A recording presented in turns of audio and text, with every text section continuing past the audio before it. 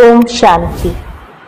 10ই June 2025 প্রাতঃমুরলি বাপ-দাদা Madhuban.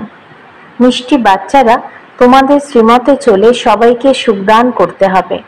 তোমরা শ্রেষ্ঠ মত প্রাপ্ত করো, শ্রেষ্ঠ হয়ে অন্যদের শ্রেষ্ঠ বানানোর জন্য। প্রশ্ন: দয়ালু বাচ্চাদের হৃদয়ে কোন ঢেউ আসে? তাদের কি করা উচিত? উত্তর: যারা দয়ালু বাচ্চা হয় তাদের মনে হয় আমরা গ্রামে গ্রামে গিয়ে সার্ভিস করব। আজকাল বেচারারা খুবই দুঃখী, তাদের গিয়ে এই খুশির খবর শোনাবো, বিশ্বে পবিত্রতা, সুখ, শান্তির দৈবী স্বরাজ্য স্থাপন হচ্ছে। এ হলো সেই মহাভারতের লড়াই। বরাবর সেই সময় বাবাও ছিলেন, এখনো আবার বাবা এসেছেন। ওম শান্তি। মিষ্টি মিষ্টি বাচ্চারা, এখানে বসে আছো, তাহলে অবশ্যই বুঝতে পারো যে আমরা হলাম ঈশ্বরীয় সন্তান।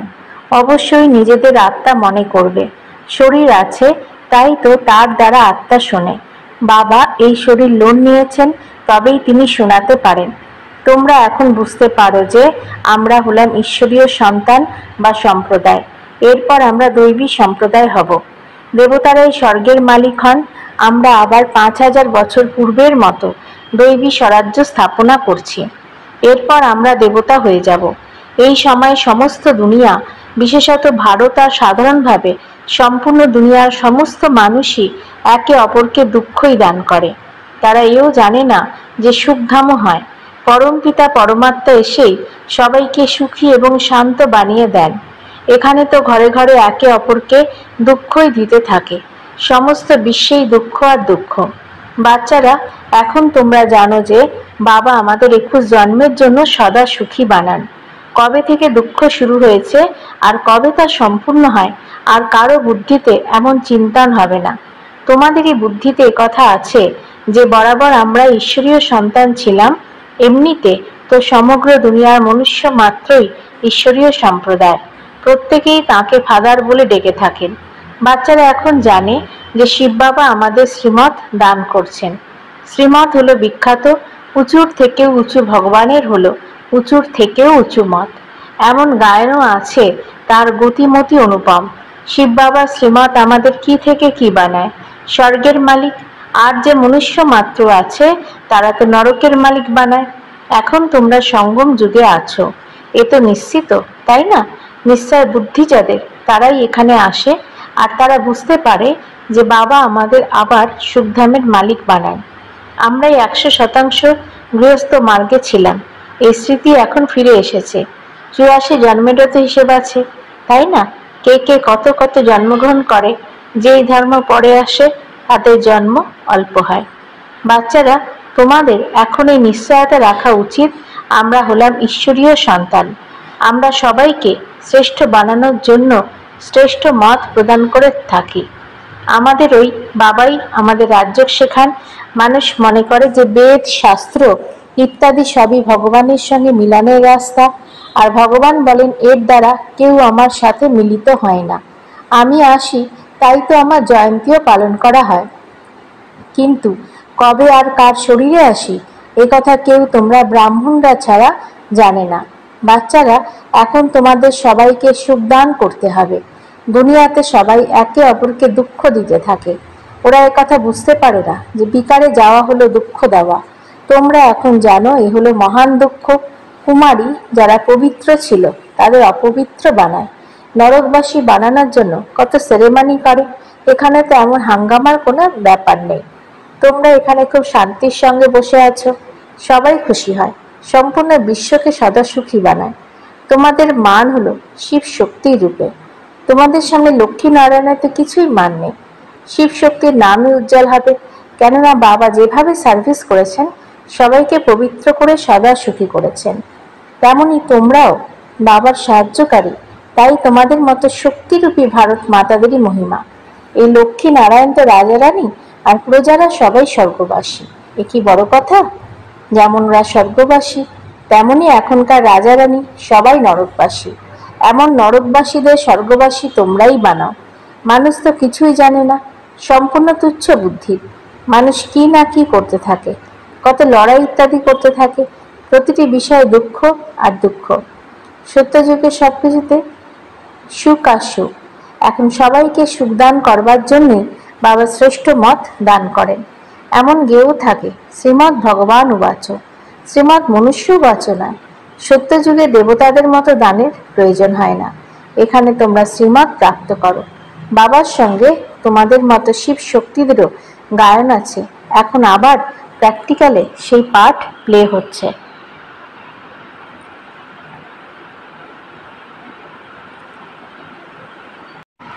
বাবা এখন বলছেন, বাচ্চারা, তোমাদের মন বাণী কর্মে সবাইকে সুখদান করতে হবে, সবাইকে সুখদানের রাস্তাও বলে দিতে হবে। তোমাদের এই কাজই হলো এই। শরীর নির্বাহের কারণে পুরুষদের কাজও করতে হয়।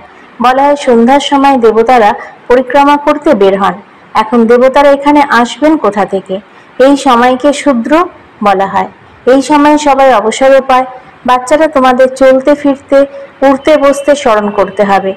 ব্যাস, কোনো দেহধারী চাকরি ইত্যাদি করবে না।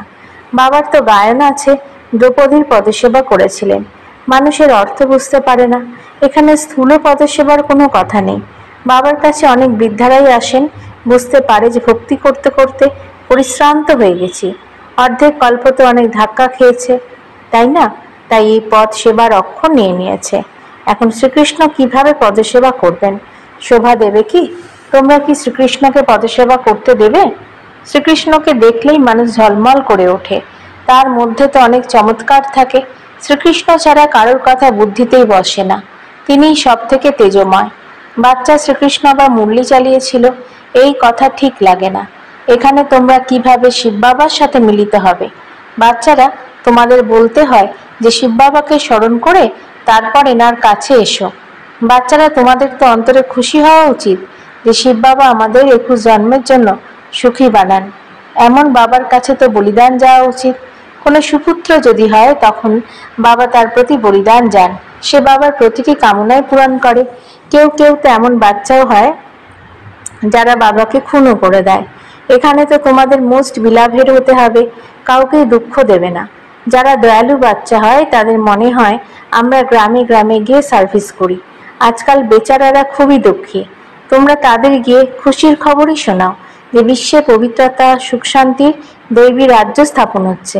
এই হলো সেই মহাভারতের লড়াই। বরাবর সেই সময় বাবা ছিলেন, এখন আবার বাবা এসেছেন। তোমরা জানো বাবা আমাদের পুরুষোত্তম বানাচ্ছেন। এ হলো পুরুষোত্তম সঙ্গম যুগ। বাচ্চারা, তোমরা জানো আমরা কিভাবে পুরুষোত্তম হই? তোমাদের জিজ্ঞেস করে তোমাদের উদ্দেশ্য কি? বলে মানুষ থেকে দেবতায় রূপান্তরিত হওয়া। দেবতারা তো বিখ্যাত। বাবা বলেন, যারা দেবতাদের ভক্ত তাদের বোঝাও। তোমরাই প্রথম প্রথম শিবের ভক্তি শুরু করেছিলে, তারপর দেবতাদের। তাই প্রথম প্রথম শিব বাবার ভক্তদের বোঝাতে হবে। বলো, শিব বাবা বলছেন আমাকেই স্মরণ করো। মানুষ শিবের পুজো করে, কিন্তু এত বুদ্ধিতে আসে না যে তিনি হলেন পতিত পাবন বাবা। মুক্তি মার্গে দেখো মানুষ কত ধাক্কা খায়। শিবলিঙ্গ তো ঘরেই রাখতে পারে, তার পূজা করতে পারে, তাহলে অমরনাথ, বদ্রীনাথ ইত্যাদিতে যাওয়ার প্রয়োজনই বাকি। অবশ্য ভক্তি মার্গে মানুষকে ধাক্কা খেতেই হয়।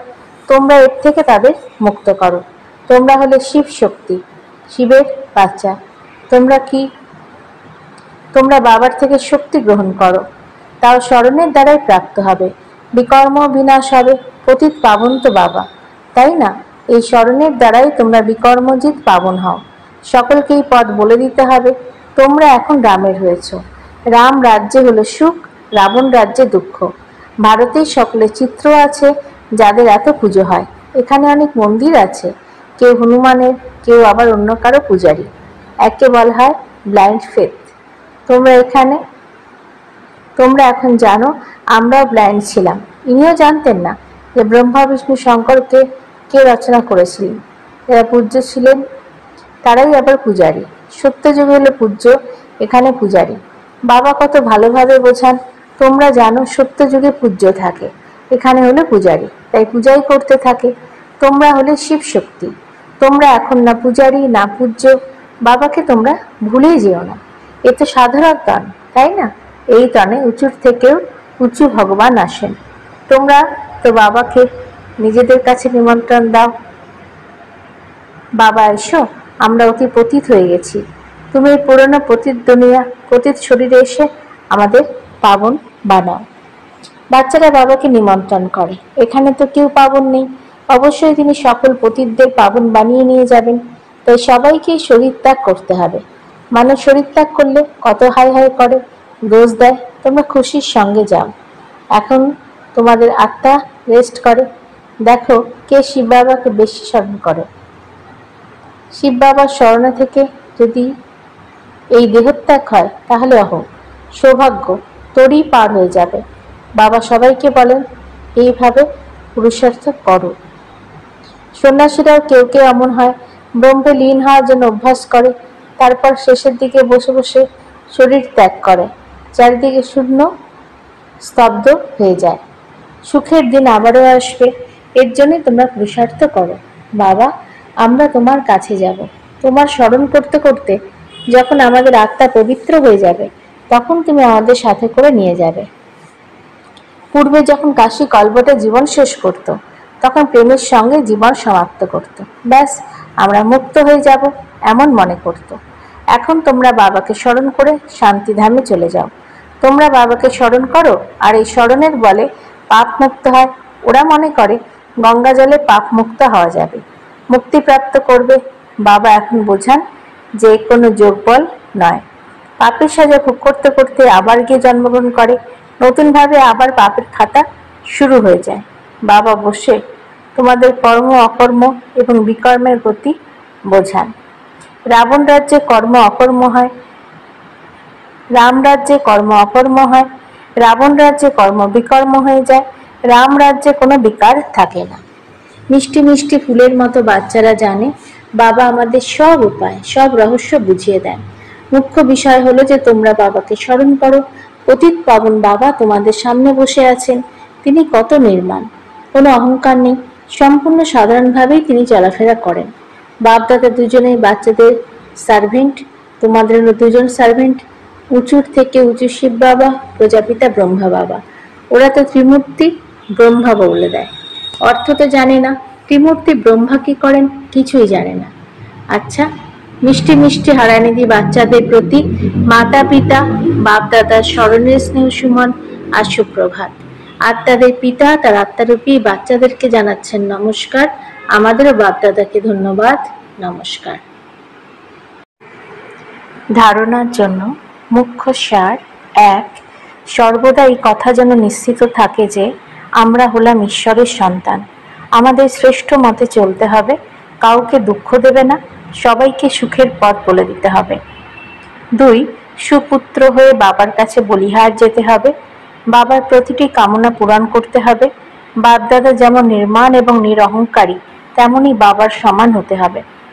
বরদান: স্ব উন্নতির দ্বারা সেবার উন্নতি করে সত্যিকারের সেবাধারী ভব। স্ব উন্নতি হলো সেবার উন্নতির বিশেষ আধার। স্ব উন্নতি যদি কম থাকে তাহলে সেবাও কম হবে। কাউকে কেবল মুখের দ্বারা পরিচয় দানই সেবা নয়, বরং প্রতিটি কর্মের দ্বারা শ্রেষ্ঠ কর্মের প্রেরণা দান করা এও সেবা।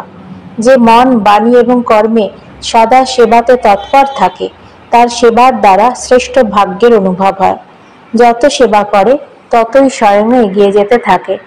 নিজের শ্রেষ্ঠ কর্মের দ্বারা যারা সেবা করে তারা সদা প্রত্যক্ষ ফল প্রাপ্ত করতে থাকে। স্লোগান: সমীপে আসার জন্য চিন্তন, বাণী আর কর্মকে সমান বানাও। অব্যক্ত ইশারা: আত্মিক স্থিতিতে থাকার অভ্যাস করো, অন্তর্মুখী হও। একাগ্রতার আধার হলো অন্তর্মুখিতা। অন্তর্মুখী থাকলে সূক্ষ্ম শক্তির লীলা অনুভব করবে।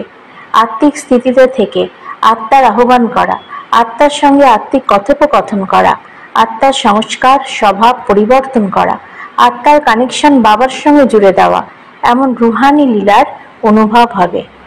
ওম শান্তি।